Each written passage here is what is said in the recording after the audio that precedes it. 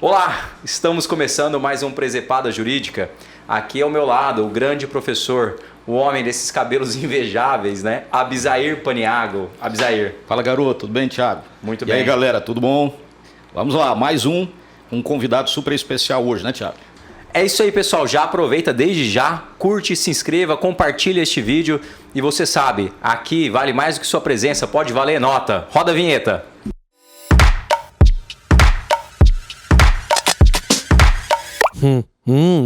Cara, quem olhou aqui já essa mesa já viu assim, hoje tem um vinho, não é? Tem uma mesa com queijo, com frutas, já dá para saber que a qualidade aqui hoje tá um nível acima, não tá? Manda aí, Abisair.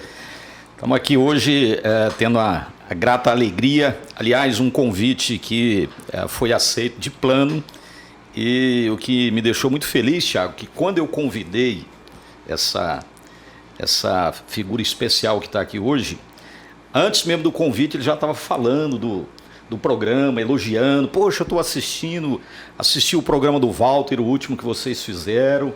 E na hora eu falei, pô, eu ia te convidar desse jeito, já está convidado, né? Ainda, né? Não, o dia que marcar e é bom por que isso. vem sabendo, né? Exatamente. Estamos aqui com Dídimo Heleno, nosso... É difícil até descrever a quantidade de atividades que o Dídimo exerce. Dídimo é advogado, é colunista, articulista, escritor, tem várias obras. E tem uma característica muito interessante do Dídimo que eu gostaria de acrescentar, Thiago. Importante. Eu tenho dó, Dídimo, de quem tem raiva de você, cara. Eu acredito que deva ter poucas, né? Mas quem tem raiva de você deve sofrer muito. Sabe por quê, Thiago? Esse homem não morre, não. Não morre, né? Não. Fiquei sabendo aí já. 3 vezes imortal. Pô, 3 vezes imortal. Além disso tudo, é membro da Academia Palmense de Letras, da Academia Dianapolina de Letras e da Academia Maçônica Tocantinense de Letras. Isso. Então, para nós é realmente uma alegria imensa tê-lo aqui com a gente, viu, Dídimo? Muito obrigado pelo convite, seja muito bem-vindo aqui ao nosso Presepada Jurídica de hoje. Obrigado por ter aceitado o convite também. Eu que agradeço a oportunidade, a honra, você, Abisair, o Thiago, né? Eu tô achando ótimo, né? Eu sou um consumidor de podcast, né? Acho um formato excelente. E vocês com esse formato maravilhoso, eu tenho assistido todos, assisti o último que eu te falei, do Walter Alfuge, e assisti outros também. E acho assim um formato muito interessante. Vocês dando oportunidade para os tocantinenses, as pessoas que fazem o Tocantins, né? Eu acho isso aí fantástico, essa iniciativa, e a forma descontraída como é o podcast. Eu fico muito honrado, na verdade, honradíssimo. E muito preocupado com a responsabilidade em que eu me enfiei, né? Porque depois quando você chega, é que você vê, meu Deus do céu. Não, mas hoje tem um vinho aí já para ir relaxando e tal. E a ideia é essa aí, vamos bater um papo. E assim, também queria agradecer e mais, queria te convidar, que hoje nós pedimos todas as vezes que todo convidado que vem aqui, a gente faz uma arte, né? E aqui atrás de você, né? O Ellis Hayek fez aqui uma arte inspirado na sua terra. Você pode até olhar ali, ó. Olha só, aqui, ó. Eu tô vendo isso, eu entrei e não vi. Mas é de propósito. Fica a dica. Cara, tem um muçulmano ali, preservado, sangrento, muito bom. Já sentiu o clima aqui. Já sentiu o clima aqui. Isso tem tudo a ver também com as suas produções, né? Sim. A gente tem uma obra sua que a gente fez referência. Fala um pouquinho mais pra gente sobre essa vida de escritor. Quando que isso começou? Quando foi o seu primeiro livro, Dídimo? Na verdade é o seguinte, Thiago, eu comecei quando eu fui fazer Direito em Anápolis, isso aí lá na década de 90 ainda.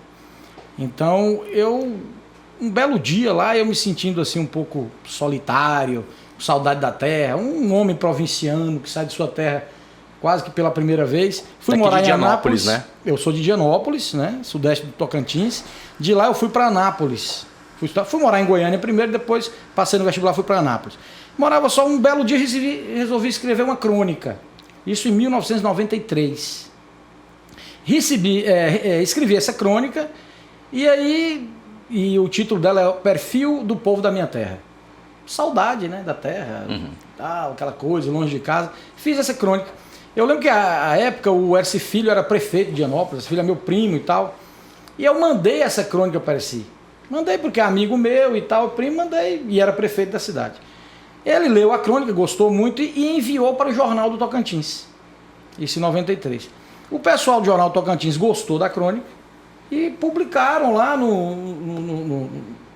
na página de artigos e crônicas e tal. E essa foi a primeira crônica minha publicada no jornal, em 93. A partir dessa crônica, eu passei a colaborar com o jornal.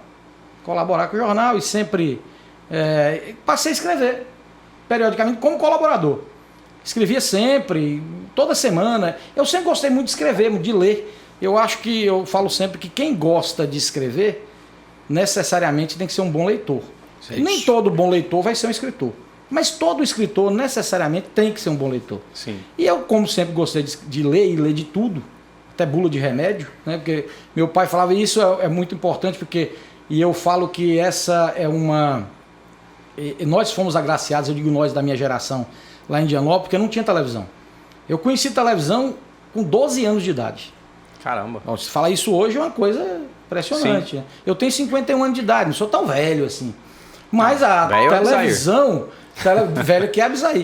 Televisão chegou em Indianópolis em 1980 e, se eu não me engano, 84, 85, por aí. Talvez 86. Porque eu ainda tive que passar a humilhação de assistir a Copa do Mundo de 82 em natividade. Quer dizer, natividade que faz parte da Grande Indianópolis. Eu queria falar, é lá da Grande Indianópolis? Da Grande Indianópolis. Eu tive que me deslocar para assistir. Lá na periferia. Olha, eu lembro, a primeira vez que eu vi televisão foi em natividade, assistindo ao jogo Brasil-Escócia. Gol de Falcão com a televisão na praça. Eu fui num carro, numa caminhonete de um pai de um amigo meu, a costela de vaca, não tinha asfalto. E a gente naquela caminhonete, costela de vaca. E a TV era pequenininha? Não, a TV já era até 24 polegadas, né? É bem grande. É enorme. Naquela época, né? E eu, quando o Falcão fez um gol, eu comemorei inclusive o replay, porque eu não sabia que existia replay. Você achou que era o segundo? Eu achei que eu falei, nossa, outro igual, né? Um atrás do outro. Então a gente era assim, e como a gente não tinha TV, eu acho que isso acabou estimulando a leitura.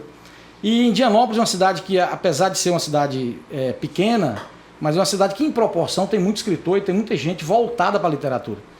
Eu, inclusive, faço parte de uma academia de letras, da qual eu faço parte, como a Abisaí falou aqui no início. E Indianópolis é uma cidade muito voltada para isso, desde os meus antepassados, todo mundo sempre... Tem muito escritor na família, tem muito escritor em Indianópolis. E a gente lia muito, porque se não tem televisão, meus pais liam muito. E eu acho que aquela história, aquele clichê que se fala, né, que... o exemplo fala por 1000 palavras, é verdade. Eu via meu pai lendo, via minha mãe lendo, via todo mundo lendo, então ler era uma coisa natural. Foi algo que veio naturalmente. E escrever, como eu gostava muito de ler, e talvez estimulado também pelas pessoas da família e por Indianópolis e tudo mais, aquele ambiente literário muito, muito pujante, eu acabei escrevendo, comecei a escrever essas crônicas, como eu disse, mandei para o jornal foi publicando, eu fui escrevendo. Isso desde 93. O começo da faculdade? Desde o início da faculdade, eu entrei na faculdade em 92, passei a escrever no jornal lá de Anápolis. Segundo, terceiro semestre mandava já estava... por fax ainda, né, os artigos e tal.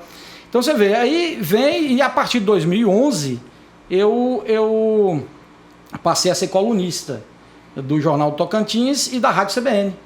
Exatamente na mesma semana que eu comecei como colunista, substituindo o Liberato Póvoa, que é meu primo, né, falecido já. Ele era o titular da coluna judiciária do Jornal Tocantins, e eu assumi depois dele, fui convidado, porque já era colaborador do jornal desde 93, como eu também sou da área jurídica, e substituíram lá, o Liberato se afastou e eu assumi.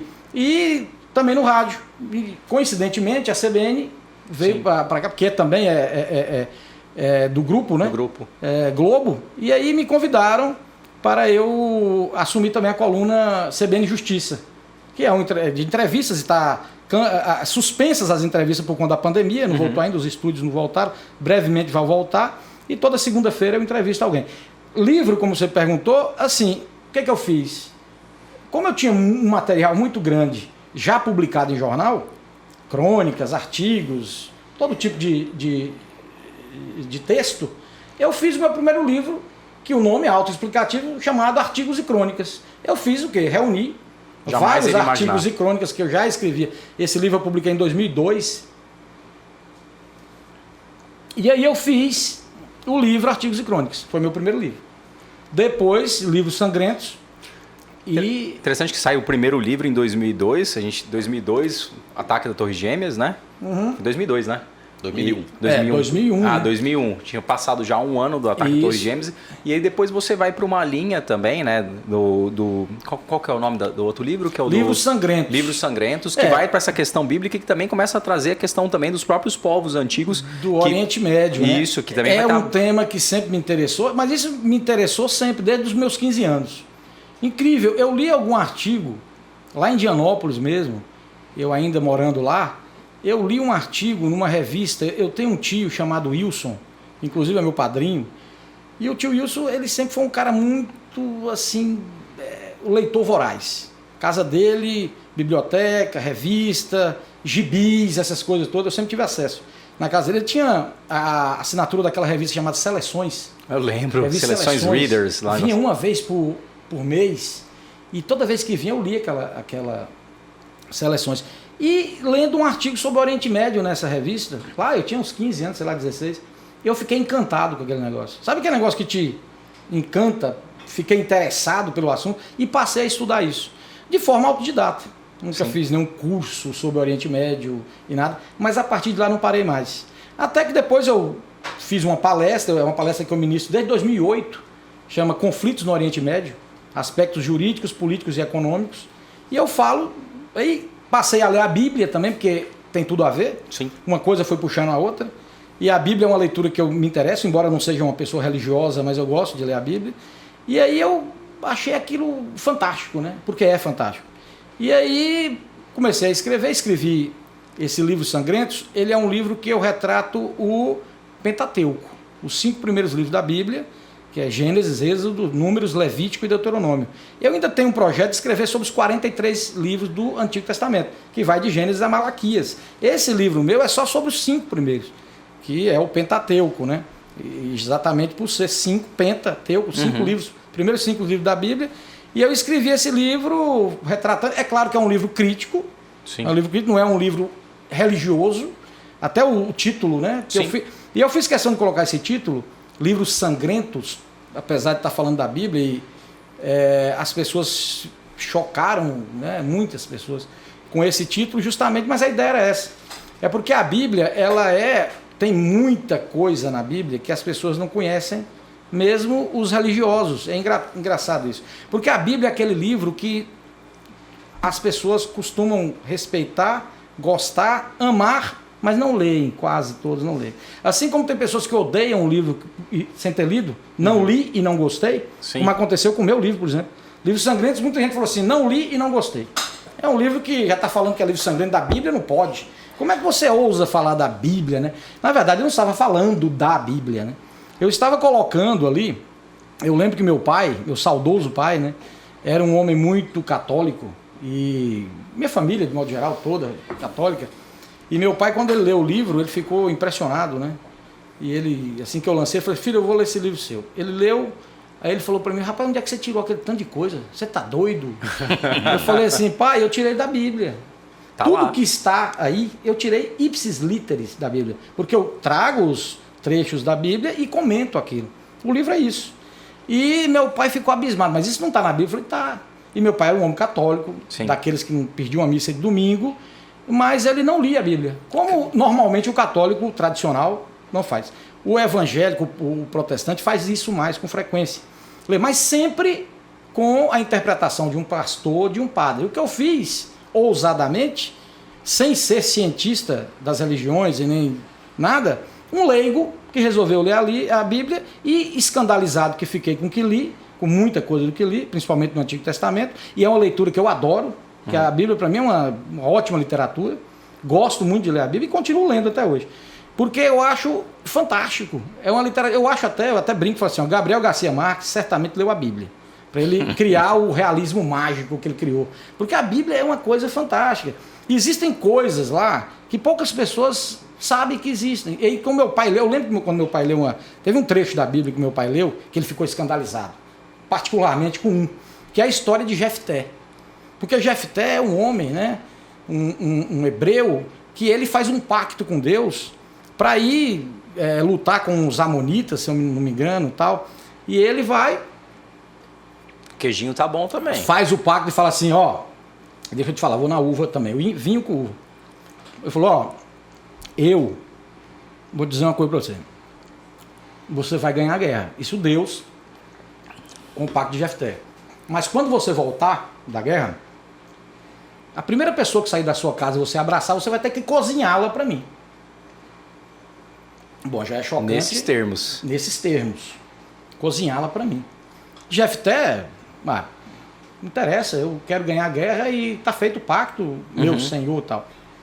Deus em forma de anjo, um sonho, não é Deus. Sim. Ele não existe a presença física ou, sei lá, de Deus, através de anjos, através de sonhos, essas coisas. E Jefté fez esse pacto e foi para a guerra, venceu a guerra. Quando Jefté volta da guerra, quem sai da casa para abraçá-lo, porque estava com saudade, era a filha única que ele tinha, de 13 anos ou 14 anos de idade, e chega para abraçar o pai. E ele dá um abraço nela e lembra do pacto que ele fez com Deus. Deus me disse que quando eu vencesse a guerra e voltasse para casa, a pessoa que primeiro me abraçasse, eu teria que cozinhá-la. E era a filha dele a única. O que Jefté não teve alternativa a não ser cozinhar a própria filha?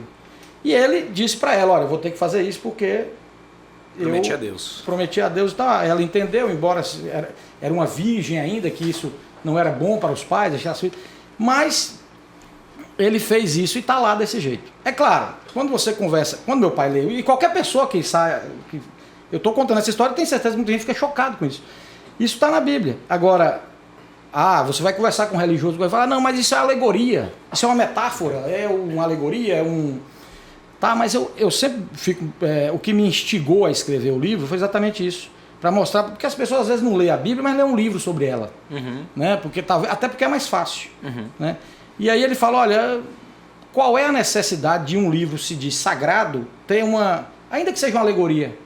Porque não teria como fazer uma alegoria mais leve, ou mais palatável, ou mais tranquila. Não, mas está lá assim. É claro, não estou fazendo interpretações religiosas ou teológicas, porque eu não sou teólogo e nem sou religioso ao ponto de conhecer profundamente isso para fazer. Eu só fiz o comentário como um leigo lê. Porque se eu estou lendo, está escrito isso, isso me choca. Com certeza. E entre tantas outras coisas mais. Eu estou dando esse exemplo porque foi exatamente o exemplo que meu pai mais chocou. Porque ele não sabia que existia isso lá na Bíblia escrito, mas está. E qual que é o limite, né? Do que é alegoria e o que não é? O que é, o que não é? Exatamente. E qual a necessidade? Né? Então, as perguntas que se faz são essas, e eu falei, olha, isso me interessou muito. Tem pessoas que não gostam de abrir a Bíblia e ler só. Acha que tem que ter alguém, ou um padre, ou um pastor, um religioso qualquer, que possa te orientar, ser um mentor. Porque realmente, essas passagens bíblicas violentas, daí o nome que eu dei ao meu livro, Livros Sangrentos, para contrastar inclusive com livros sagrados, livros sangrentos, porque realmente tem muito sangue, tem muita matança, e matanças das quais, muitas delas, apoiadas pelo próprio Deus da Bíblia. Aí eu passei a ler aquilo e falei, nossa, mas é tão difícil você interpretar isso, né? Ou entender isso. A minha ideia não era interpretar do ponto de vista teológico, como eu disse, e repito, não sou teólogo. Era um leigo lendo, porque eu acho que qualquer um pode ler. E curiosamente, eu me deparei com essas coisas que eu não imaginava que tinha na Bíblia. E isso, claro, chocou quando eu escrevi o livro, porque as próprias pessoas religiosas, e esse livro meu esgotou rapidamente, e o consumidor dele, quase em grande parte, é formado por religiosos, e lê e fala, nossa, eu inclusive, na época, esse livro eu publiquei em 2009, né? Eu até quero publicar uma segunda edição, porque esgotou, inclusive. E um pastor aqui do estado de Tocantins, um padre do estado de Tocantins, me mandou um e-mail, me excomungando por e-mail. Eu achei interessante aquilo, falei assim, eu até brinquei com ele, falei assim, padre, olha, não sei se vale excomunhão por e-mail, porque tudo bem que nós estamos padre agora... Moderno, tá o padre moderno. Fosse hoje era no Zap. Eu não vou citar o nome até para preservar, mas aqui do interior do Tocantins mandou um e-mail e falou, olha, seu livro é uma heresia, não sei o quê, você vai excomungar, tá excomungado. Eu falei assim, pô, mas por e-mail. Isso, eu falei, padre, primeiro eu agradeço por ter lido o livro, né? Você está me excomungando porque leu. Exato. E segundo, É que eu acho, assim, com todo respeito, mas eu não vou aceitar essa excomunhão por e-mail, não. Direito E canônico, outra coisa, pelo menos o arcebispo, né? Uma excomunhão presencial, aquela. Eu vou fazer um livro sobre o senhor. Com a mão na cabeça, uma coisa assim, para dizer tal. Ou então pelo Papa, né? Que seria uma coisa mais reverente. Mas assim, eu tô contando isso para dizer o tanto que as pessoas, elas não estão muito dispostas, eu digo as pessoas religiosas de modo geral, nem todas, claro, não estou generalizando, mas elas não aceitam muito você falar sobre a Bíblia. Pensar sobre isso, ou dizer o que você pensa sobre isso. Claro, primeira coisa foi me taxarem de ateu. Você é ateu. Por quê? Há uma confusão que se faz também. Sim. Porque as pessoas acham que religião e Deus estão ligados, intrinsecamente ligados, e não podem ser separados. Se você é religioso, você necessariamente tem que ter um Deus. Ou se você tem um Deus, você tem que ser religioso. E uma coisa não tem necessariamente que está ligada uma à outra. Tanto que nós temos religiões sem Deus. A maior delas é o budismo. O budismo é a religião que mais cresce no mundo e não tem Deus. É uma religião que não tem Deus. Perfeito. E pouca gente sabe. O budismo não tem a figura de Deus. E na verdade eu também não sou ateu. Porque eu falo assim, como é que é ser ateu? Porque na minha concepção, ateu, a palavra diz, é a ausência completa de Deus. E eu não me sinto capaz, sinceramente, de me dizer ou me afirmar ateu, porque como é que você diz que não existe aquilo que você não sabe? Porque eu, por exemplo, que gosto muito da ciência, e eu aprecio muito a ciência, eu acho que é o seguinte, a ciência nunca disse que Deus existe, mas a ciência também nunca disse que Deus não existe. Porque a ciência só fala o que ela tem certeza. Ela não pode dizer que Deus não existe, porque a ciência nunca provou isso. A ciência nunca provou que Deus existe e nunca provou que ele não existe. Então a ciência é o que eu me apego. Essa semana agora, teve uma foto do buraco negro. Sim. Buraco negro falando sobre isso, da nossa galáxia, né? Da Via Láctea. Já teve uma foto de um buraco negro aí em outra galáxia. Sim. É uma teoria de Einstein, de anos e anos. É uma teoria que foi comprovada agora. Inclusive ele mesmo acreditava, assim, tem uma coisa errada. Exato. E quando eu vejo aquela foto, eu vou ser sincero para você, quando eu vejo a foto do buraco negro, a ciência me fala muito mais de Deus do que a própria religião. Porque quando você vê uma foto do buraco negro daquela, você diz, meu Deus do céu, o que é isso? Que coisa fantástica. Olha aquilo, aquela energia, aquela coisa que puxa tudo, para onde vai isso, o que é isso? Isso é muito louco. Isso é divino. Então eu vejo muito mais Deus numa foto dessa do que no versículo da Bíblia. E as pessoas às vezes, elas não querem aceitar isso. E eu não vejo, eu particularmente, não vejo nenhum conflito entre ciência e religião. Ciência faz a ciência e religião faz a religião. Religião é fé sem evidência. E as pessoas têm direito de acreditar. Sim, a gente acredita em muita coisa no dia a dia. Nós acreditamos em tanta coisa. É nesse ponto aí, viu, Didi? Eu estive, viu, Tiago, no dia do lançamento do livro, Didi me convidou, eu fui lá e tem esse livro com dedicatória lá em casa. E realmente ele causa um impacto. Tá? Como você, eu não sou um leitor afim da Bíblia, já li trechos, né? Porque a maioria dos católicos lê trechos mesmo. Mas há algumas coisas que você coloca ali no seu livro que realmente desperta a atenção. Eu estava até conversando com o Tiago antes de começar aqui, a questão do Velho e do Novo Testamento, né? E aí tem uma passagem no seu livro lá que você fala justamente sobre essa questão desses livros sangrentos, né? A quantidade de mortes e autorizadas.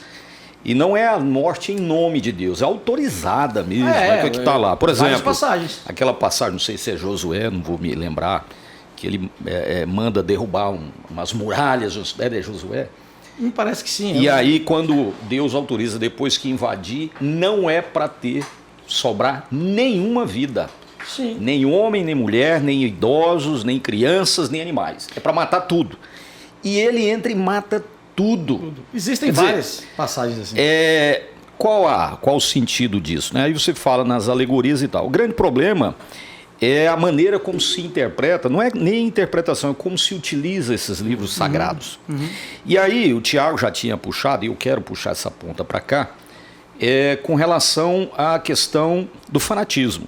Né? A gente sabe perfeitamente e que a Bíblia, especialmente o Velho Testamento, ele serve de base não só para o cristianismo ou para o judaísmo, né? Mas também para o islamismo, salvo engano, né? São as três religiões que as três grandes se religiões baseiam, que né? Tem muito mais em comum do que as pessoas pensam. Pronto, aí é nesse ponto que eu queria chamar, que você falasse um pouquinho para a gente da origem. Na realidade, eu quero pontuar.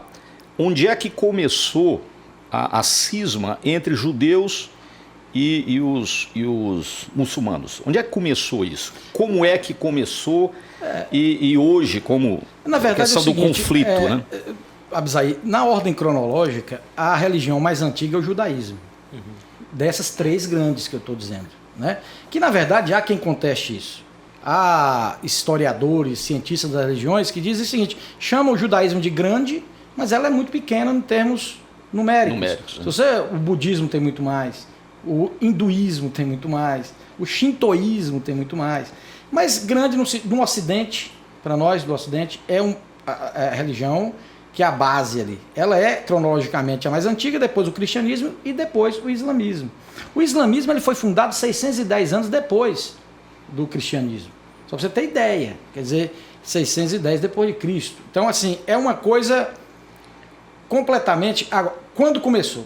Se você for olhar a Bíblia, aí você tem que trazer a questão religiosa, porque é uma fonte óbvia, né? Abraão, que é o Abraão é o patriarca das três religiões. Ele é patriarca do judaísmo, porque ele era hebreu, e foi com ele que Deus fez um pacto para entregar a terra prometida, onde corre leite e mel, Canaã, como se fala na Bíblia. Foi com Abraão que ele fez esse pacto. Abraão também é o patriarca do cristianismo, porque Abraão é da linhagem, Jesus Cristo é da linhagem de Abraão, porque Jesus Cristo era judeu. Então, ele também é o patriarca do cristianismo e é patriarca do islamismo também, porque ele é pai de Ismael.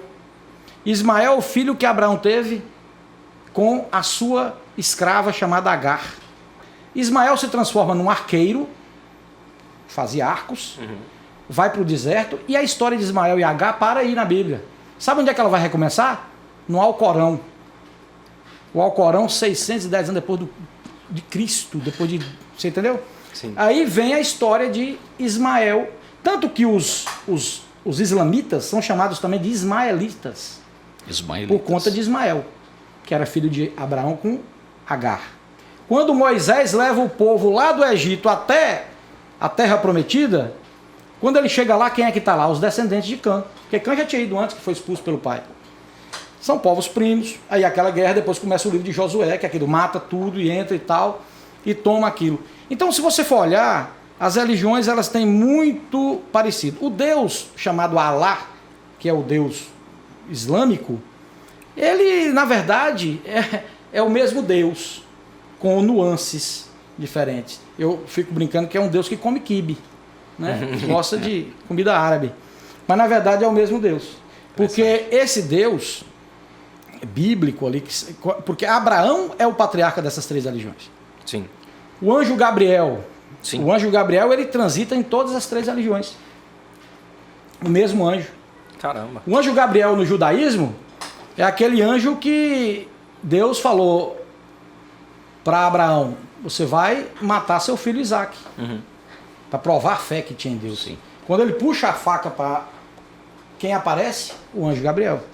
Para não deixar ele matar o filho, que era apenas um teste que Deus estava fazendo com ele.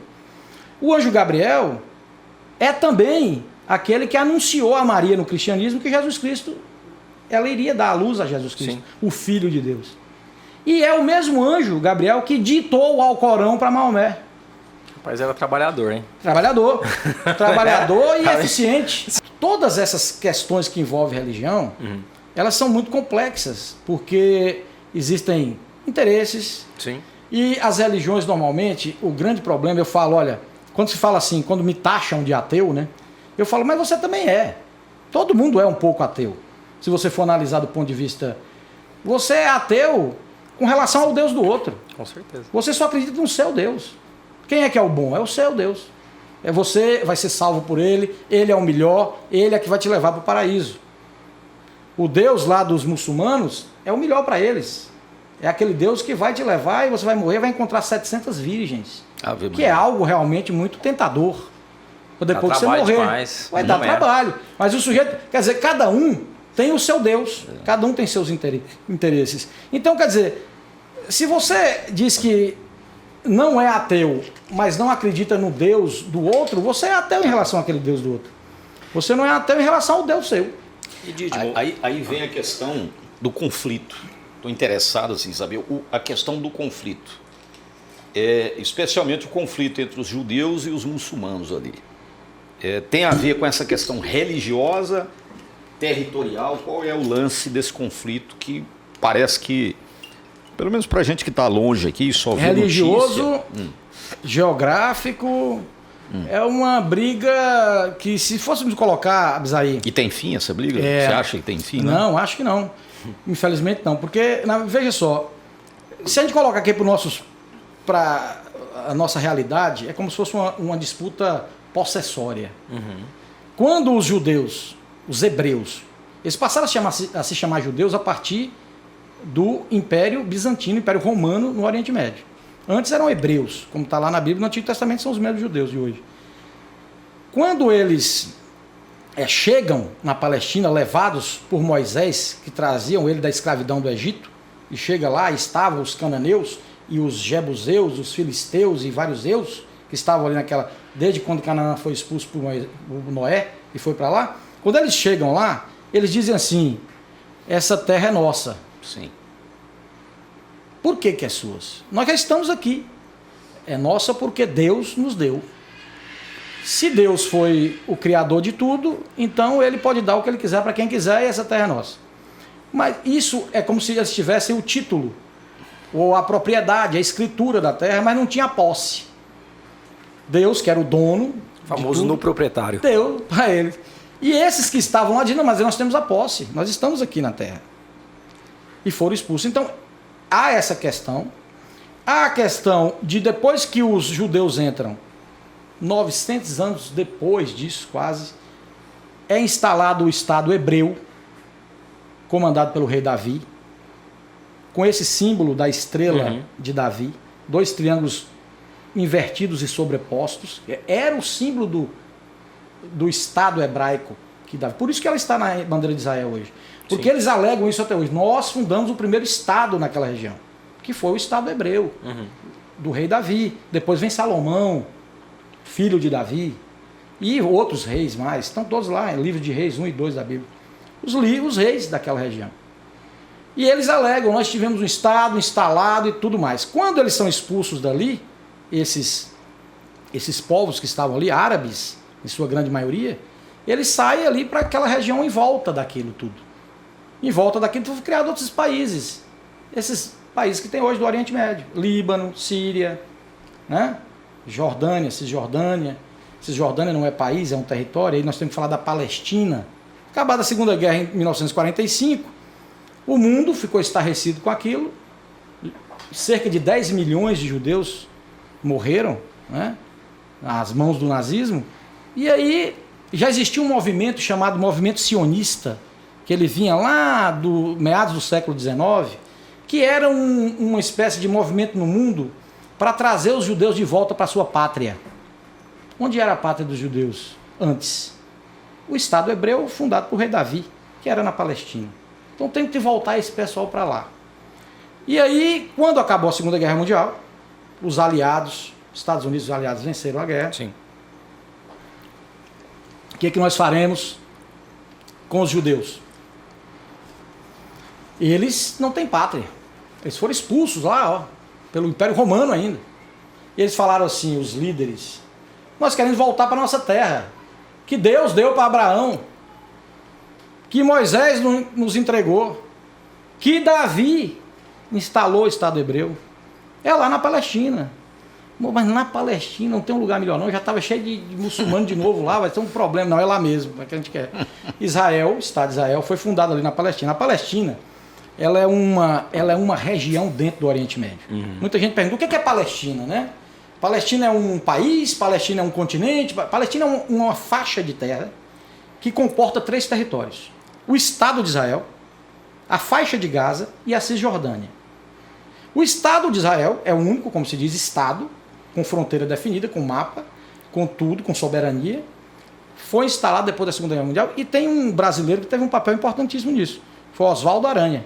Que foi um diplomata que era defensor do Estado, da volta dos judeus para a região dos hebreus, antigos hebreus, judeus, para a Palestina. E ele foi quem presidiu a sessão da ONU que criou o Estado de Israel em 1948. Um brasileiro, que é reverenciado até hoje Israel. E os judeus criam esse Estado lá, naquele lugar, naquela efervescência toda. Jerusalém, que é uma terra santa, cidade santa, que todos, o judeu diz que é dele uma parte, o cristão diz que é, o muçulmano também diz que é dele, e nós temos essa briga até hoje. É uma divisão, porque todos eles moraram ali, todos eles viveram ali. Cada um tem lugares em Jerusalém que um judeu não pode ir, e lugares em Jerusalém que um muçulmano não pode ir. São lugares sagrados, eles profanam esses lugares se for. Parece que hoje a briga grande é por conta da capital, Jerusalém, né? Jerusalém. Porque os palestinos querem que Jerusalém uma parte, seja... a parte oriental de Jerusalém é dos palestinos, assim, mais ou menos dos palestinos que vivem na faixa de Gaza e Cisjordânia. Faixa de Gaza não é um país considerado, é uma faixa onde mora... Você vê, toda a Palestina, Israel, faixa de Gaza e Cisjordânia, tem cerca de 27 mil quilômetros quadrados. O estado do Tocantins, o nosso estado do Tocantins, tem 277 mil quilômetros quadrados. A Palestina inteira é 10% do nosso estado, mais ou menos. O estado de Israel ocupa desses 27 mil quilômetros quadrados, 21 mil. Sobram os 7 mil quilômetros quadrados entre faixa de Gaza e Cisjordânia. Faixa de Gaza é comandada pelo Hamas, inimiga número 1 do estado de Israel, aliado do Irã, também inimigo de Israel. Cisjordânia, que foi comandado pela Al-Fatah, do Yasser Arafat, famoso Yasser Arafat, há muitos anos, a Cisjordânia aceita a existência de Israel, mas quer um estado dele independente, mas aceita a existência de Israel. O Hamas, na faixa de Gaza, não aceita a existência de Israel. Né? E Dídimo, puxando também aqui, as outras obras que você tem também levam essa linha também da questão do povo hebreu, da questão das guerras ali na região, que provém das questões religiosas, ou as outras, que a gente sabe que você tem diversas obras publicadas, ou as outras obras abordam outros temas?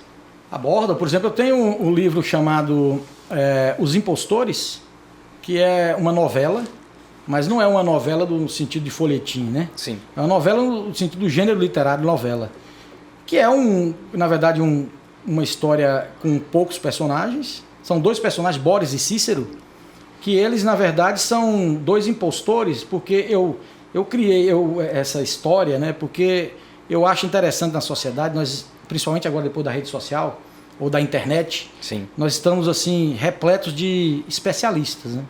Nós temos especialistas em tudo. Especialista em guerra na Ucrânia agora tudo, é só o que tem. Dentro de casa. Inclusive eu, né?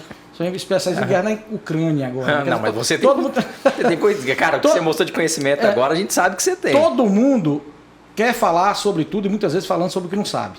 Isso é natural porque você tem um canal, aí tem uma janela. Mas isso é uma faca de 2 gumes, né? Sim. Como diria Vicente Mateus do Corino, uma faca de 2 legumes, né? Porque você não tem realmente controle sobre isso. As pessoas falam. Humberto Eco, o escritor italiano, falava que a internet deu voz aos imbecis também. Você precisa saber que existem imbecis na sociedade. E esses também falam. E eles podem falar. Eles dominam a internet. E dominam, inclusive. Agora, isso tudo, eu criei esse personagem Boris e Cícero, porque Boris é um sujeito que se posa de culto, sujeito extremamente fala bonito, etc e tal. E ele sai dando palestras pelo Brasil e Cícero é o companheiro dele, que os dois fazem uma parceria.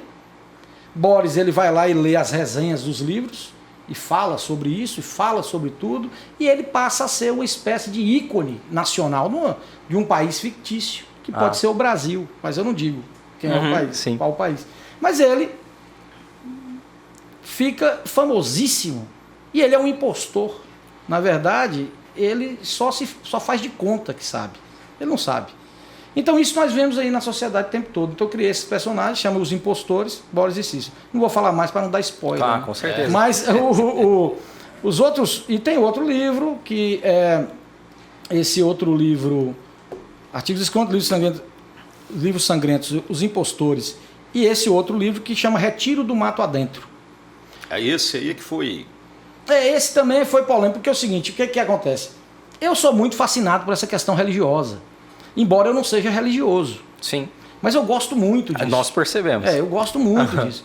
E aí eu gosto de escrever sobre, gosto de ler, gosto de escrever sobre isso. Me fascina muito. Deus é algo que me fascina demais.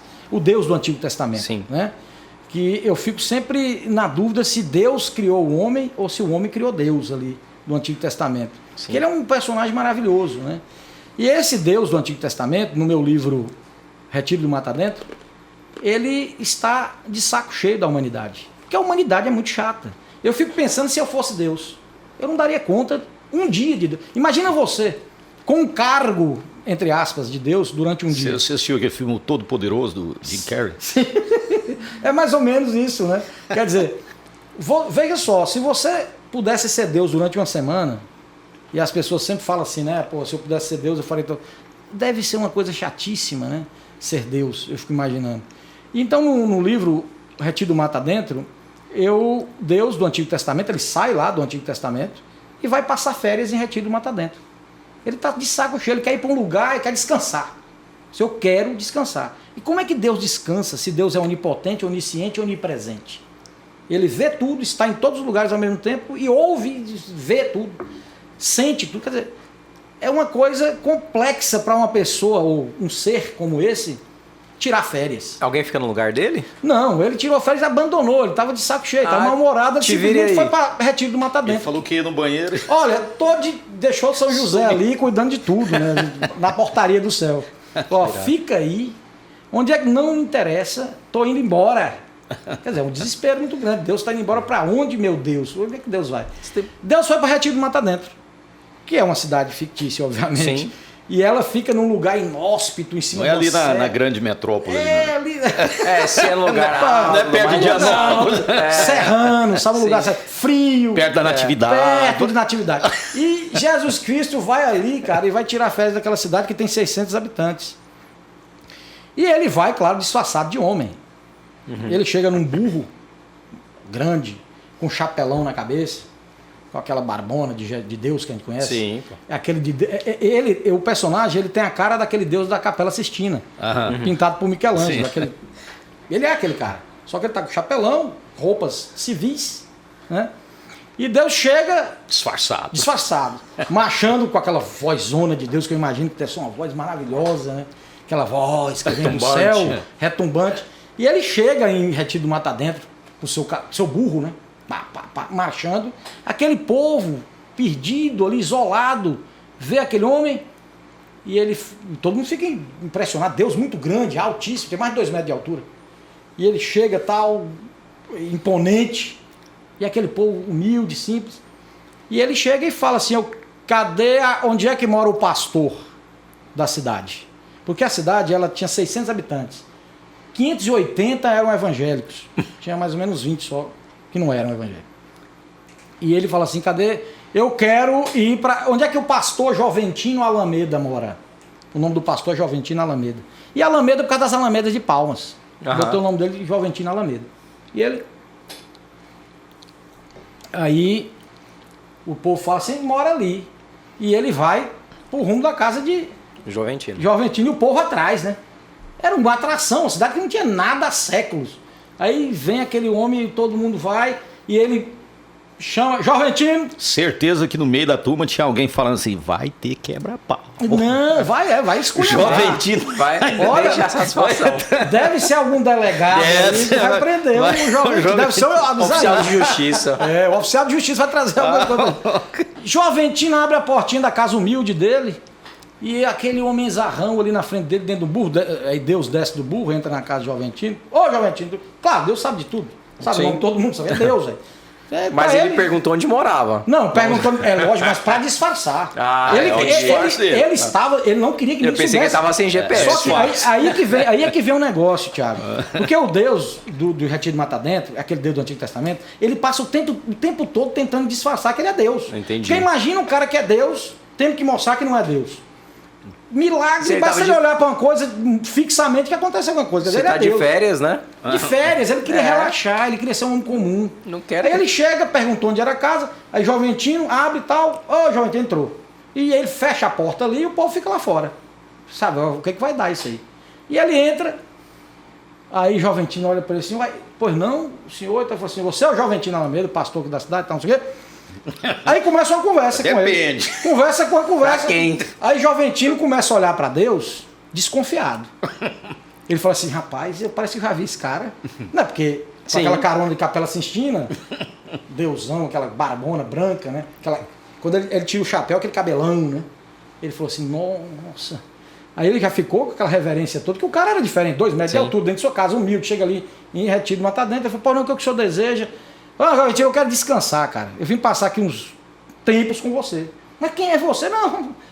Aí Deus começa a ter problemas, que ele não pensou assim. Pô, mas como é que eu vou falar para Joventino que eu não sou Deus, né? Uhum. Aí Joventino começa a perceber que o cara é muito... E Deus, como ele estava em forma humana, ele tinha desejos humanos. Por exemplo, ele começa a sentir fome. Coisa que Deus não deve sentir. Mas ele, como ele estava de férias e queria ser homem naquele momento, ele começa a sentir uma fome danada. E Joventino, numa pobreza miserável, não tinha nada para comer. E Deus falou, Joventino, o que você tem aí para a gente comer, beber? Um vinho. Tem um vinho, pelo amor de Deus. Deus gosta de vinho. Sim, todo mundo sabe, desde Jesus. Aí ele falou, não, mas eu tenho um ovinho ali para fritar. E Deus gosta de coisas boas. Afinal de contas, ele sabe o que ele criou, né? Aí ele fala assim...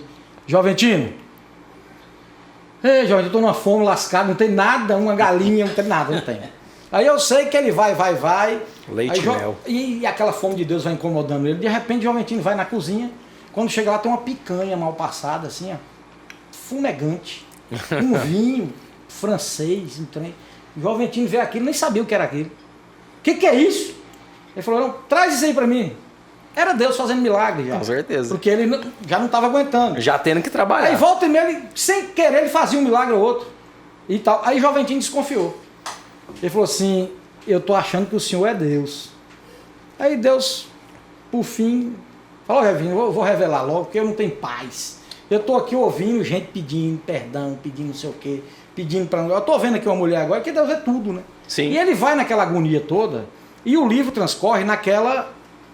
conversa e Joventino, depois Deus se revela a Joventino, eu sou Deus mesmo. Não vou falar logo porque não dá. Aí Joventino, e Deus impacientíssimo, estressado. Pergunta logo. Deus não fez nenhuma charadinha com ele, né? Falou assim, tenta adivinhar. Pergunta logo aí o que você quer saber. E Joventino vai perguntando um monte de coisa, liga, né? E no final da história é que Deus resolve fazer uma espécie de juízo final. Um test drive ali mesmo, em Retiro do Mata Dentro. Ele falou, já que eu estou aqui mesmo, que eu já estou prestes a acabar com tudo mesmo, que eu não estou aguentando mais. Então eu vou fazer um teste aqui para ver como é que é.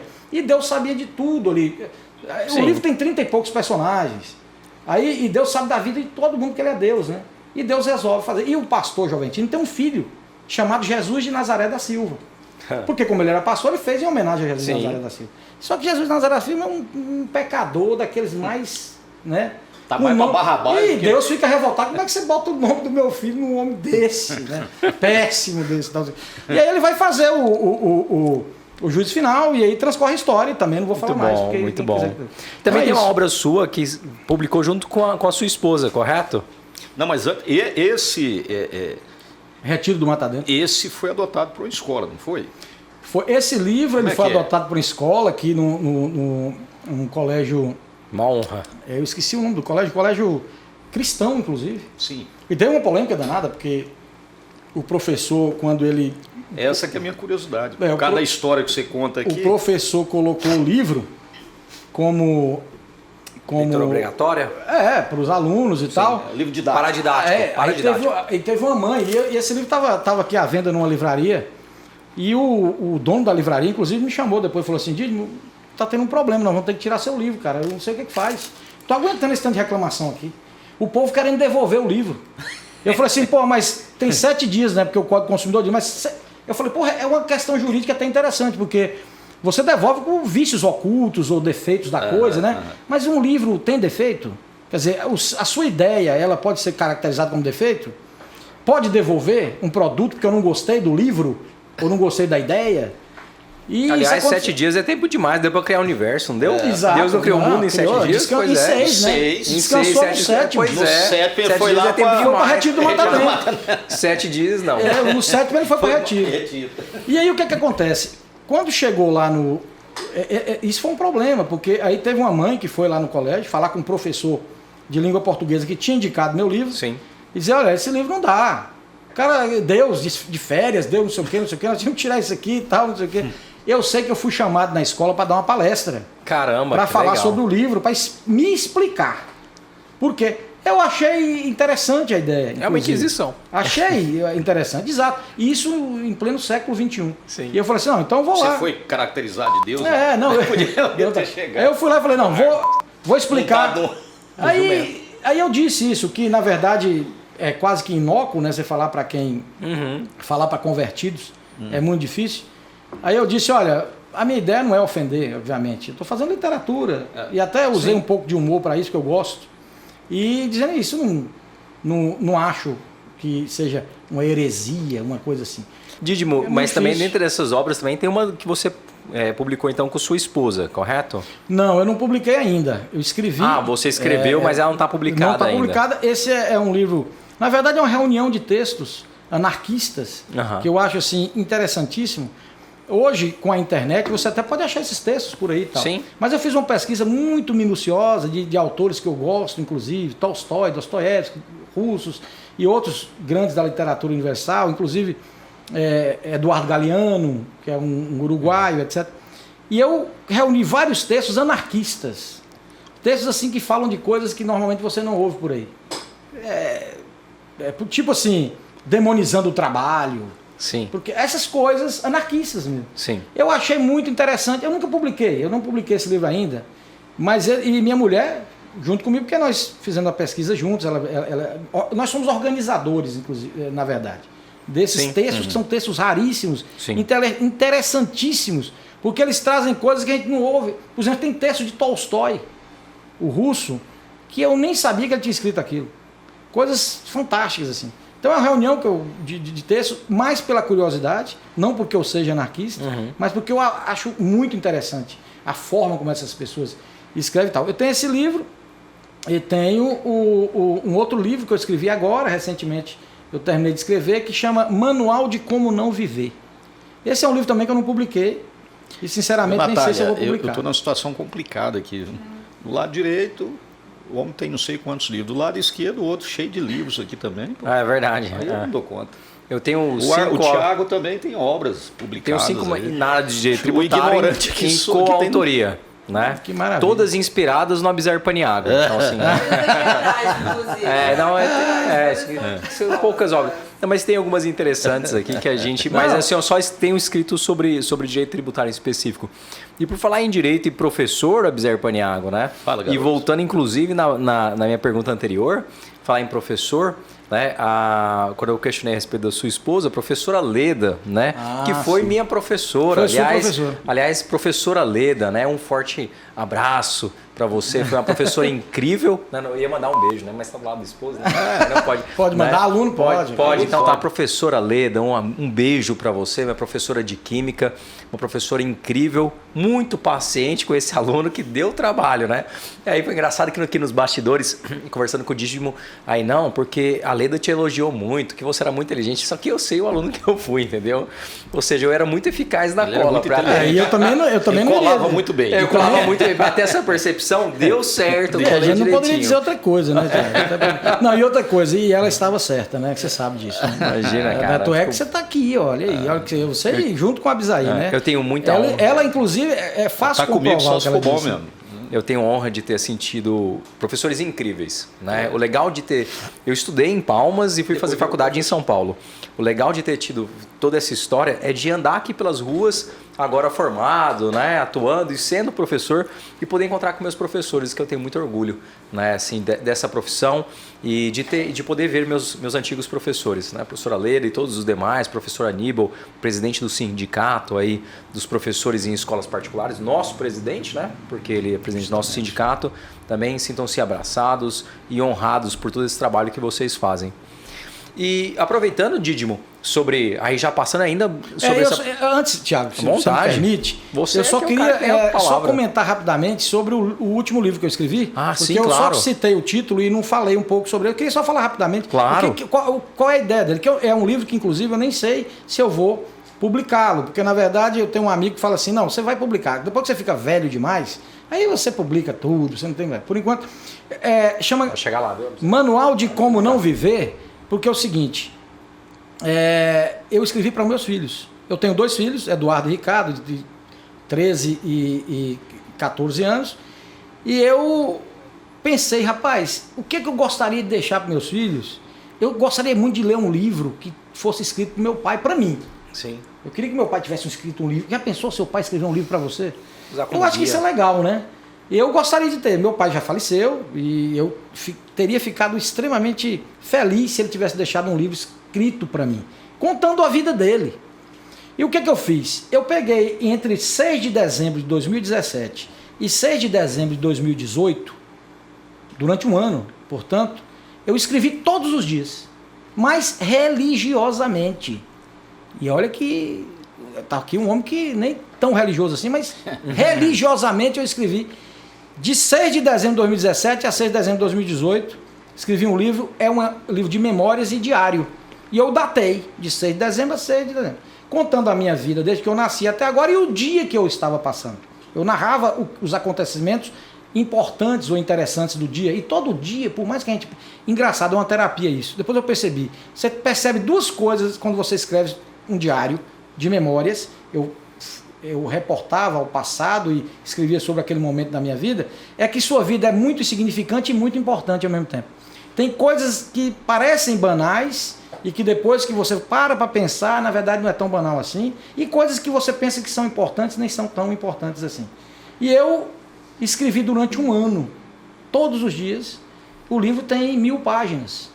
O livro tem 1000 páginas. É um livro, inclusive, até inviável para uma publicação de tão grande. Mas a ideia não era essa. Pelo menos não é essa. Eu vou deixar para meus filhos, eles que se decidam se querem publicar, e só vou dar esse livro para eles quando eles completarem 18 anos. É um livro que não pode ser lido por um menino de 14 nem de 13. Porque eu não deixei de dizer nada. Sim. Eu disse tudo. É o manual de como Inclusive, não viver. A primeira pessoa que leu o meu livro foi minha mulher. Sim. Porque, afinal de contas, tinha que ter o aval dela, porque eu tinha que contar as Mas coisas continua da minha sendo uma vida. mulher, então estou muito feliz, né? Continua sendo sua mulher até hoje, então é um livro que dá para passar para os filhos. Há 25 anos. Dídimo, assim, tantas leituras, tantas publicações, tenho certeza que muita coisa te inspirou. Quais são os personagens aí dos livros, da literatura, assim, que te inspiram mais, assim, que você acha legal, que você curte? Tem algum que é preferido seu? Ah, sim, eu gosto. Por exemplo, Deus, né? Já Sim, falei com que certeza. Deus é um personagem. As pessoas acham que é heresia eu falar isso, né? Que Deus é um personagem. É claro que Deus é um personagem. Sim, cada religião o vê de uma forma, logo Deus é um personagem. Sim. É um personagem da Bíblia, é o principal deles, né? E eu acho que esse é um personagem que me fascina. Me fascina. E eu gosto muito disso. E eu não descarto nenhuma possibilidade da existência de um ser. Ou de algo que seja divino. Tá aí o buraco negro que não deixa mentir. Com certeza. Eu acabei de ver uma foto do buraco negro ali que para mim é algo divino. Com certeza. Então é preciso dizer isso. Mas é um personagem que me fascina. E outro personagem que me fascina muito é Don Quixote.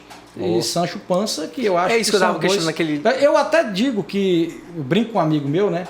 Que quando Miguel de Cervantes escreveu Don Quixote, ele certamente deve ter lido a Bíblia. E deve ter lido a história de Eliseu e Elias. Porque me parece muito Elias, o profeta, com Eliseu também profeta. Quando você falou dos impostores, eu pensei muito em Don Quixote, um personagem principal e o seu grande auxiliar.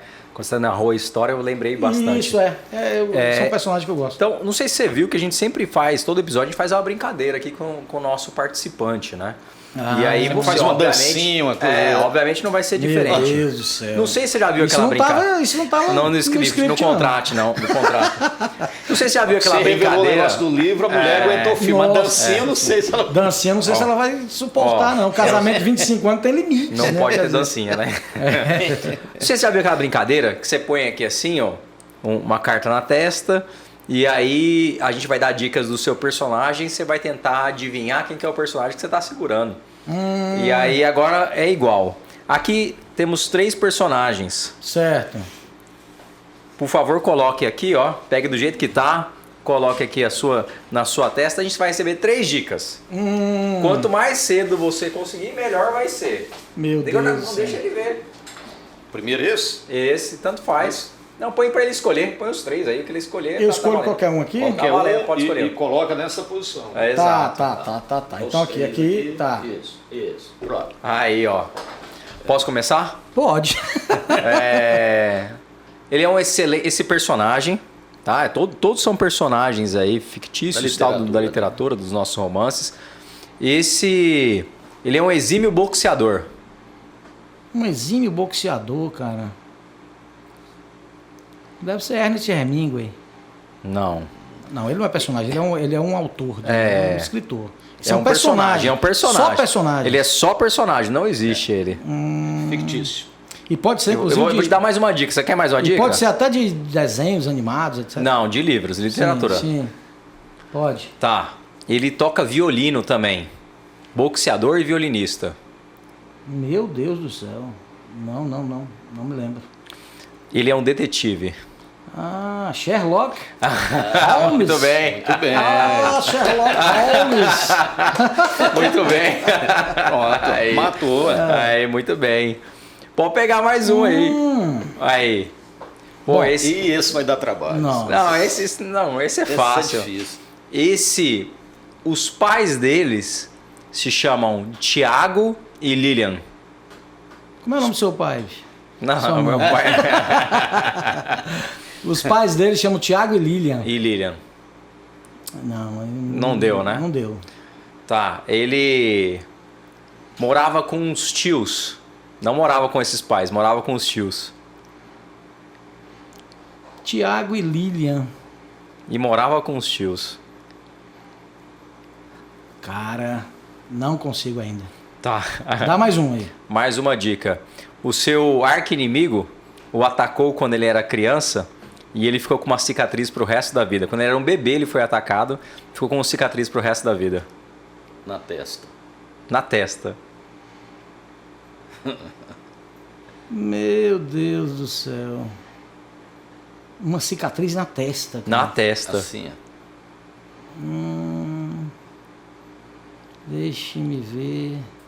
Não. O seu livro já virou um filme muito famoso, best-seller.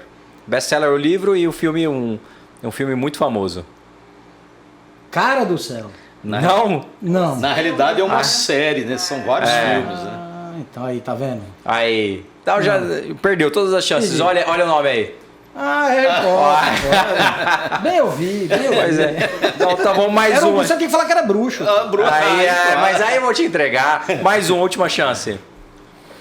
Isso aí tá Bom, fácil. vamos lá. Isso aí todo mundo... Ela é uma personagem, é uma menina de 14 anos. Uma menina de 14 anos. Da literatura brasileira.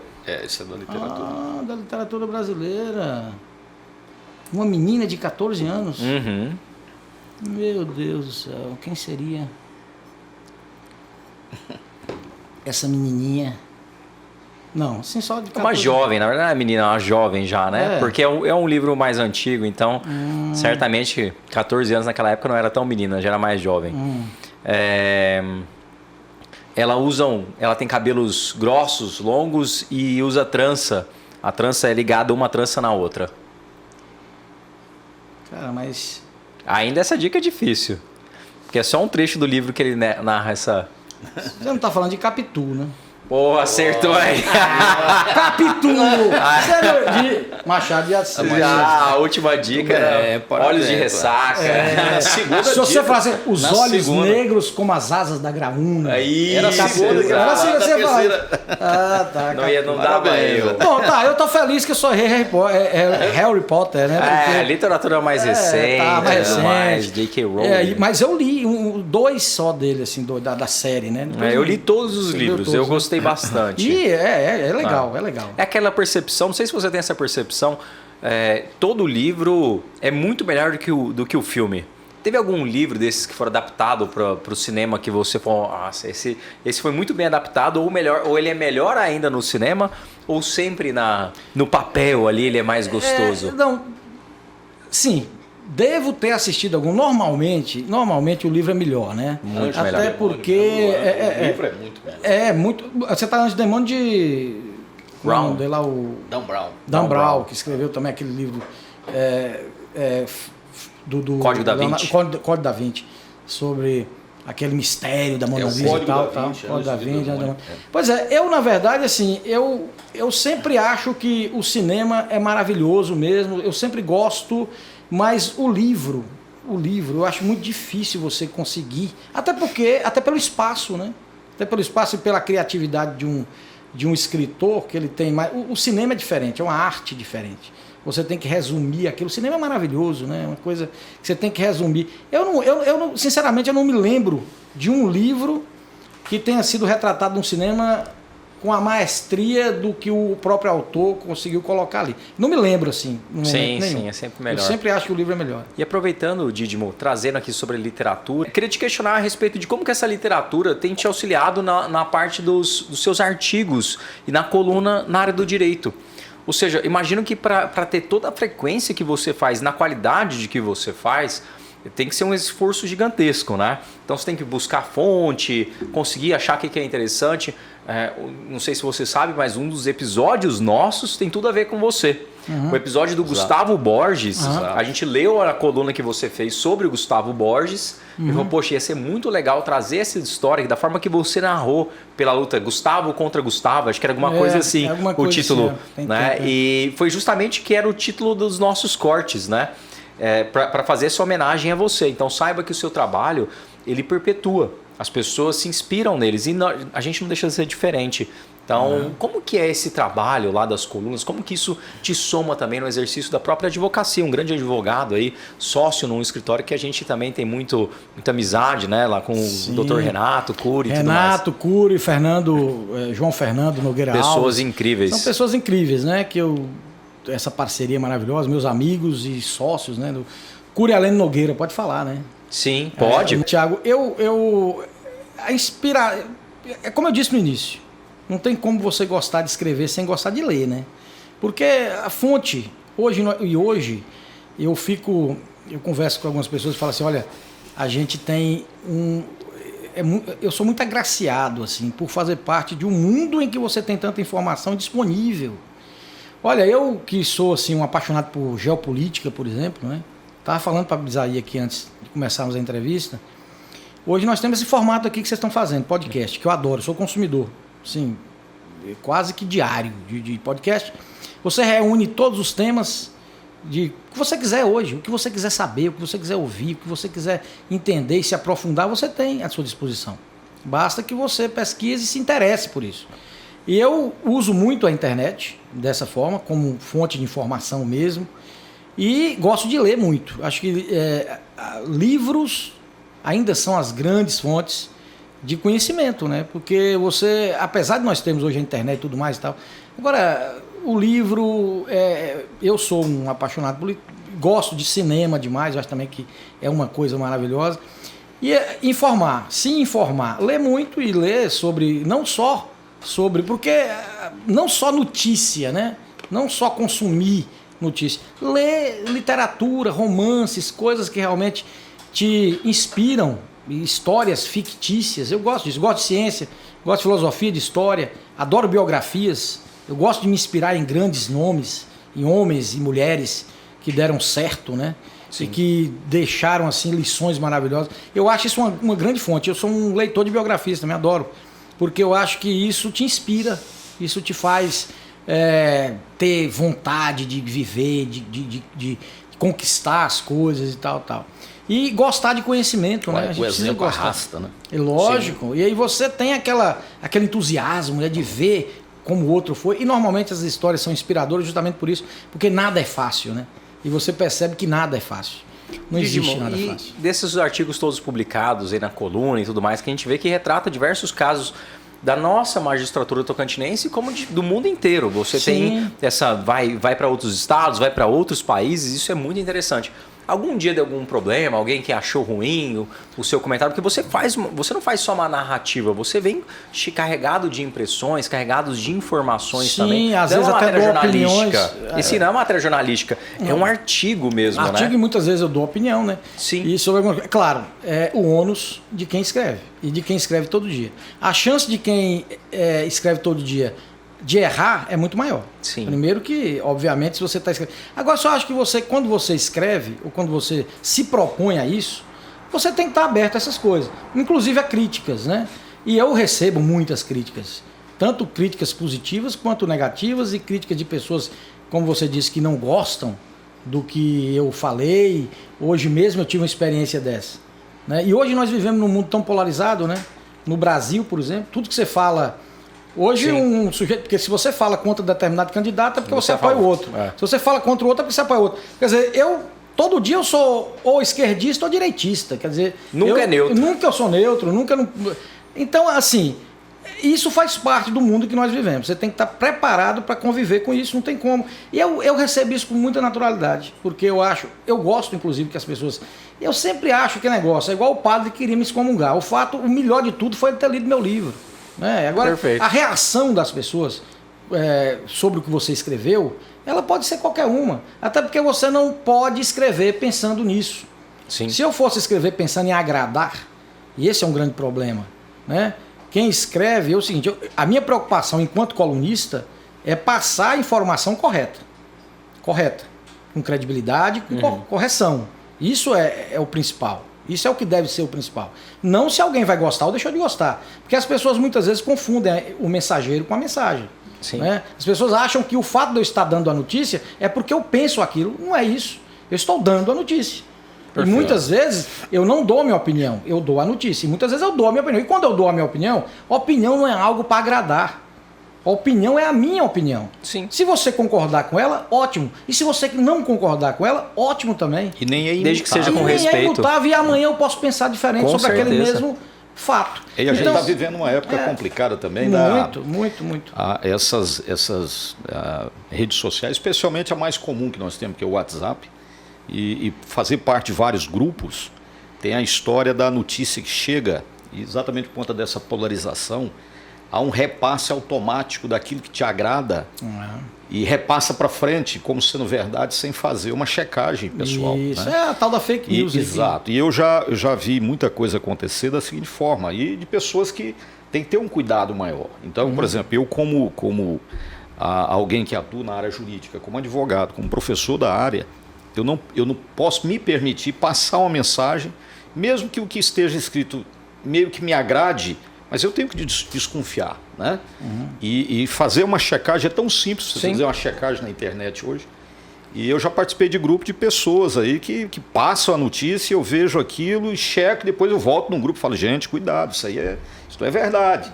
Aí eu ouvi de uma pessoa certa feita, falou, se é contra fulano, pode ser até mentira, eu passo para frente. Exatamente, e tá cheio de gente assim, né? E a gente tem que lidar com isso as pessoas que passam conscientemente é aquelas que passam sem saber que estão passando e acabam repassando. É um repasse, porque né? Tudo acontece desse jeito. E você... vira uma desinformação, né? Eu, na verdade, não gosto muito de ficar explicando o óbvio, né? Porque na minha coluna ali tem alguma coisa, e quase todo dia tem alguma coisa que alguém não vai gostar. Sim. Óbvio, né? E eu não me preocupo muito com isso, nem me preocupo muito em me explicar. E dizer, não, eu não tenho que fazer isso. Já basta o trabalho que eu tenho diário de ter que fazer minhas colunas e tudo mais. Se eu for ter que responder cada um desses, que são muitos, ainda bem, que continue cada vez mais, e que vai dar uma opinião tal, eu até alguns eu respondo por educação, porque você precisa fazer isso. Mas tem coisas que eu não fico explicando. Tudo bem, se você não concordou, ótimo. Então, também não vai dar para ficar agora numa palestra aqui a tarde inteira sobre o que eu disse ou deixei de dizer, porque na verdade não é bem isso, né? Então tem pessoas que realmente não costumam concordar e muitas vezes não concordam porque acha que você segue uma linha e faz conclusões, tira conclusões, conjecturas, etc. Isso é muito ruim, porque você, na verdade, é igual aquela história que eu disse no início. Você tem que ficar explicando pro cara que você não é ateu, porque ele acha que você é. Então, assim, eu até brinco de vez em quando, falo assim, não, eu sou o único ateu que sou devoto de Nossa Senhora de Perpétuo Socorro, porque minha avó era devota de Perpétuo Socorro, e eu gosto tanto da minha avó, que eu aprendi a gostar de Nossa Senhora de Perpétuo Socorro por ela e tenho respeito por isso. Perfeito. Então, não sei se vocês estão muito a fim de encontrar um ateu que fala isso, né? Então, quer dizer, é muito complicado isso. Então, você tem que ficar explicando o óbvio, ou as pessoas às vezes não conseguem entender que o que você está dizendo, ou pior, o que é pior, é não ter lido o que você escreveu e dar opiniões sobre aquilo. Que é o caso do meu livro polêmico, né? Que alguns... E também você fica escrevendo coisa polêmica, você tem que estar aberto para isso. Exato. Se você está disposto a escrever algo dessa forma, desse jeito, você tem que entender que você vai receber pancada. Perfeito. E eu tô preparado para isso. Eu já tive uma palestra minha, por exemplo, que eu fui dar sobre o Oriente Médio, no colégio que eu estudei a vida inteira em Indianópolis, chamado Colégio João da Abreu, colégio de freiras espanholas, maravilhoso. Colégio que foi assim a base, inclusive meu pai e minha mãe estudaram lá, eu estudei lá, então, e está lá até hoje. É um colégio maravilhoso, já foi escolhido um dos melhores do estado, está sempre entre os melhores, é um de freiras espanholas dedicadíssimas, maravilhoso. Eu uma vez fui lá dar uma palestra e fui proibido de dar palestra lá. Porque uma freira que estava lá como a madre, né, superior ali e tal, não sei o quê, falou que não, que eu ia falar sobre o Oriente Médio, sobre essas coisas, minha visão é um pouco... Ela não e foi vetada, né, quer dizer... Mas tudo bem, faz parte. E aí depois de 2 anos, eu voltei lá e dei uma palestra lá. Ela já não estava mais na presidência, a outra era mais aberta e eu fui lá e dei a minha palestra. Perfeito. Mas isso acontece, né? Dídimo, nosso tempo está começando a acabar e antes de mais nada... sim, a gente já falou sobre livros... Falamos sobre o Oriente Médio, falamos sobre personagens, falamos sobre o advogado, falamos sobre o colunista e assim, e não faltam assuntos, né? A gente tem certeza que você... Eu estava falando com a Abisair antes da gente começar, que a gente hoje teve a grata felicidade de falar com uma pessoa que é sui generis. Assim, advogados... Poxa, a gente tem ótimos advogados aqui no estado, mas são advogados. Nós temos juristas, por exemplo, magistrados, promotores, são juízes. Nós temos outros juízes, nós temos cada um com sua característica. Mas você é um cara assim, que faz parte da cultura jurídica do nosso estado. Você é um cara, é um advogado, é um colunista, está presente em tudo, entende, escreve assim. Cara, a gente não acha outra pessoa que nem você. Obrigado. Então, pra gente é uma honra recebê-lo aqui, de verdade, cara. Por tudo que você traz, pelo conhecimento que você traz, assim, hoje a gente teve assim uma enxurrada de conhecimento. Quem está aqui assistindo, e o nosso público muitas vezes são alunos, tenho certeza que vocês hoje aprenderam muito e tem muito mais para aprender, né? Então, se quer aprender mais, tem aí as obras do Dídimo para que vocês possam seguir e mais as colunas, as notícias de todos os dias que a gente pode aprender, que são muitas coisas legais. Abisair, suas considerações finais antes de passar a palavra para o mesmo Dídimo. Dando sequência no que você está falando, assim que eu trouxe o nome do Dídimo, a receptividade foi 100%. Né? O Daniel, infelizmente, não pôde estar presente, mas deixou um abraço para você também, seu admirador. Obrigado. E como eu já tinha te falado, Dídimo, naquela primeira conversa que nós tivemos lá, naquele mercadinho, comprando uma picanha, e eu te falei aquele dia, falei assim, olha, o nosso programa ele é voltado para as pessoas do Tocantins que nós identificamos que servem como modelo, um exemplo a ser seguido. Que maravilha. E que ajudam a desenvolver o Estado. Né? Então, todos os que nós trouxemos até hoje aqui foi com esse propósito. E você não foi diferente. Quer dizer, você só saiu do Estado para buscar a sua formação e retornou para cá. Sim, há muitos anos. E honra a tua família, honra o Estado, honra a tua profissão. As profissões, né? Você tem mais de uma atividade. Trabalha mais que o pai do Cris. Em todas elas, né? Pai do Cris. Em todas elas você faz com maestria, com responsabilidade e com essa seriedade que é importantíssimo. E o que você faz, o Thiago foi muito feliz aqui. Muito feliz. Muito feliz quando se dirigiu aqui ao pessoal que nos assiste com relação ao exemplo. Tá? Então está aqui o Dídimo, é um exemplo a ser seguido, é um jovem que se dedicou e tem se dedicado, mas nada é fácil, como você mesmo já colocou aqui agora há pouco. Tem que ter dedicação, tem que ter propósito, Mas a seriedade, ela é um ponto fundamental para que você conquiste aí os seus objetivos. Tudo é possível, mas tem que ter esses parâmetros para poder chegar onde você quer. Está aqui nosso grande amigo, irmão. Obrigado. E muito obrigado pela sua presença aqui, viu, Didio? Não, eu que agradeço muito, mais uma vez. É uma satisfação maravilhosa poder falar dessas coisas, né? Você ter esse espaço para falar disso. É muito difícil você encontrar esses espaços, apesar de tudo, né? Apesar da facilidade, da internet, né, que temos.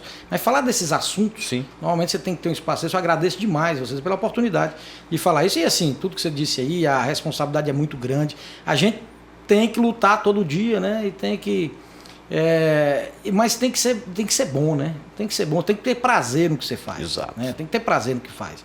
Assim como vocês têm prazer disso aqui, eu tenho prazer de fazer tudo que eu faço, acho muito bom, e você está sempre buscando e querendo que as coisas deem certo cada vez mais. É assim, é normal, e eu acho que esse esforço vale a pena. Vale a pena porque você faz com prazer, e tudo que você faz porque gosta de fazer. Normalmente você consegue passar isso de alguma forma, né? Então eu espero que tenha passado isso. Falar desses assuntos tão espinhosos, né, como nós falamos aqui, mas é bom você falar com uma certa leveza essas coisas, e as pessoas entenderem que tudo faz parte, tudo deve ser dito, e dito com muita responsabilidade, clareza, sem ofensas. Ou dizer o que você não quer ouvir não quer dizer que está te ofendendo, é apenas aquilo que você não quer ouvir, né? Só isso. Né? Muito bem. Didimo, e onde que as pessoas acham suas obras? Onde que as pessoas te seguem, te acompanham? Como que as pessoas podem te achar para poder somar aí e consumir mais do seu conteúdo? É isso aí. Nas livrarias aqui em Palmas, na Leitura tem livro meu, na JEP tem livro meu. Eu estou na CBN toda segunda-feira às 9h45 com a coluna CBN Justiça, pelo rádio, né? 101,9 FM, e também diariamente no Jornal Tocantins, que também é online, né? Você pode ver minha coluna escrita no Jornal Tocantins, Judiciário, escrevo diariamente,